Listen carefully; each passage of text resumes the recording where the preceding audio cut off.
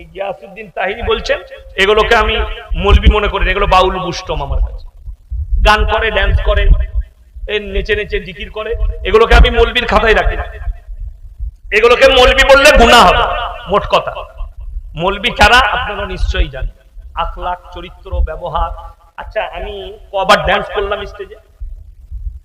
করেছি। আপনাকে এমন এমন জিকির শোনাবো বাংলাদেশের, ভয় খেয়ে যাবেন এইখানে শুনিয়ে দিলে বক্সে। হ্যাঁ, এই বক্সে যদি লাগিয়ে দিই মাইকে, ভয় খেয়ে যাবে।